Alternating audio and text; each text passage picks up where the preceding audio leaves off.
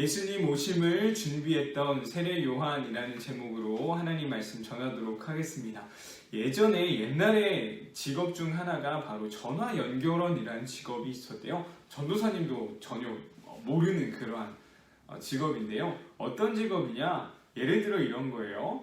전도사님이 생명길 교회에 전화를 하고 싶은 거예요.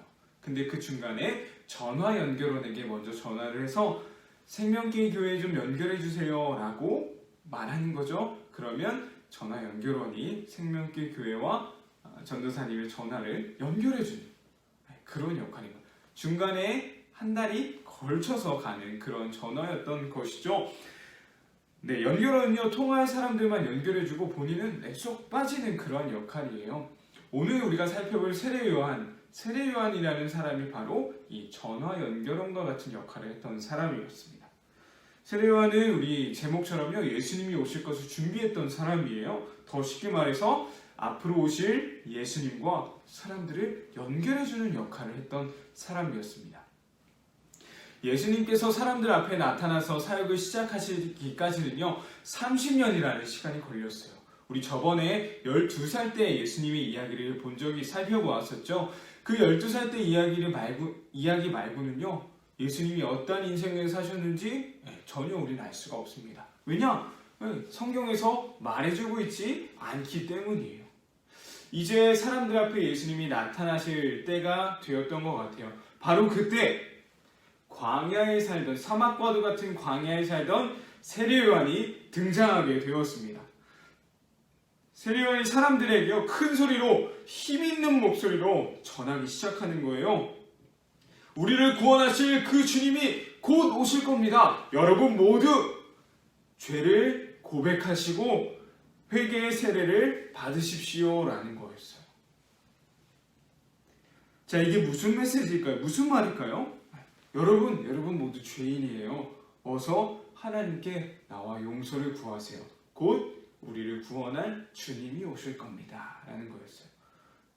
우리 보고, 앞에 있는 사람 보고, 여기 지나가는 사람 보고 당신 죄인이에요! 빨리 하나님께 회개하세요 라고 선포하는 것이죠. 이 메시지가 사람들에게 어떻게 받아들여졌을까요? 기쁨의 메시지, 축복의 메시지가 아니었어요. 뭐라고? 내가 죄인이라고? 내가 회개의 세례를 받아야 된다고? 두려움과 공포의 메시지였어요. 하지만요, 이 사람들이요, 이 공포의 메시지, 세례요한이 전했던 공포의 메시지에 아주 많은 사람들이 반응하기 시작했다라는 것이에요. 우리 1장 5절 말씀 쉬운 성경인데요. 전도사님이 자막으로 함께 띄워줄게요. 함께 읽어보겠습니다. 그래서 온 유대 지방 사람들과 예루살렘 사람들이 요한에게 나아갔습니다. 그들은 자신들이 지은 죄를 고백하고 요단강에서 요한에게 세례를 받았습니다. 아멘. 무슨 말이죠? 당신들 빨리 죄를 고백하세요. 하나님께 회개하세요. 회개의 세례를 받으세요. 이 공포의 메시지에 많은 사람들이 나와서 세례를 받았다라는 거예요. 자, 어떻게 해서 이 세례 요한의 때론 무섭고 두려울 수 있는 메시지가 사람들을 움직이게 만들 수 있었던 것이었을까요? 그 이유는요, 바로 이 세례 요한이라는 사람 때문이었어요. 세례 요한은 자기가 말만 하고 실천하지 않았던 사람이 아니었습니다. 자기가 말했던 대로 그대로 행하고 실천했던 사람이었어요. 그것을 어떻게 알 수 있냐? 세례 요한이 어디에 살았고 어떤 옷을 입었고 어떤 음식을 먹었는지가 나오고 있거든요. 그것이 세례 요한이 어떤 삶을 살았는지를 다 말해주고 있어요. 첫 번째, 세례 요한이 어디서 살았다고 되어 있을까요? 맞아요. 광야예요.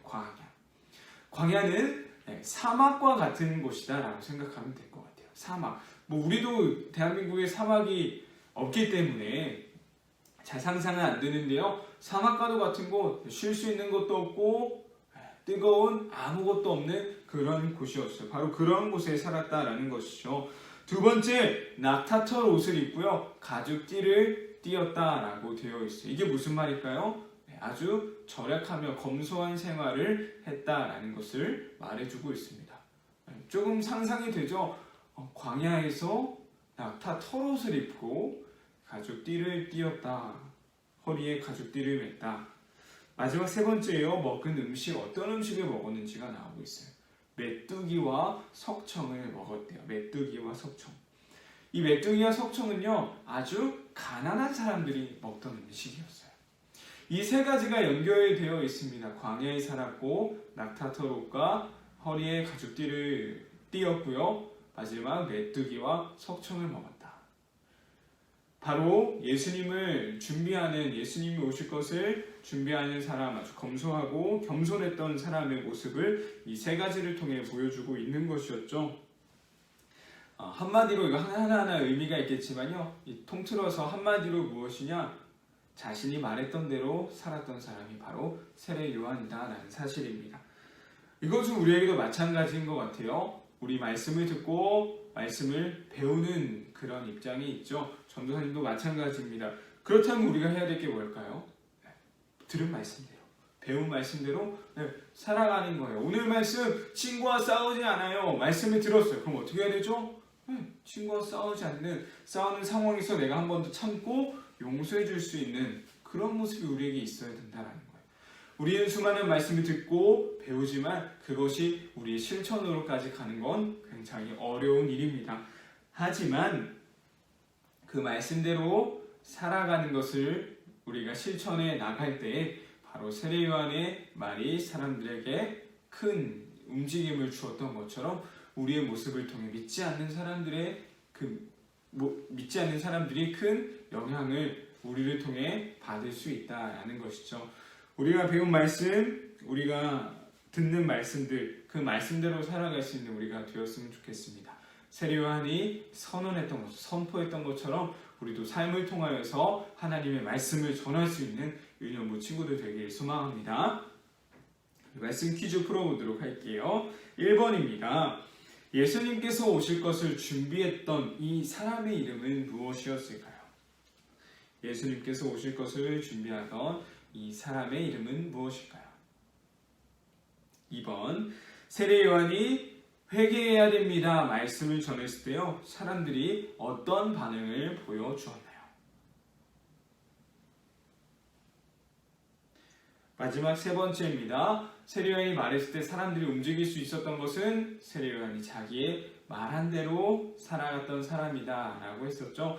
그렇다면요, 세례 요한은 어디에 살았고 어떤 옷을 입었으며 어떤 음식을 먹으며 살았을까요? 이 세 가지 기억하면서 마지막 문제 풀어보도록 하겠습니다. 말씀 퀴즈를 통해 말씀 정리해 볼 수 있었으면 좋겠고요.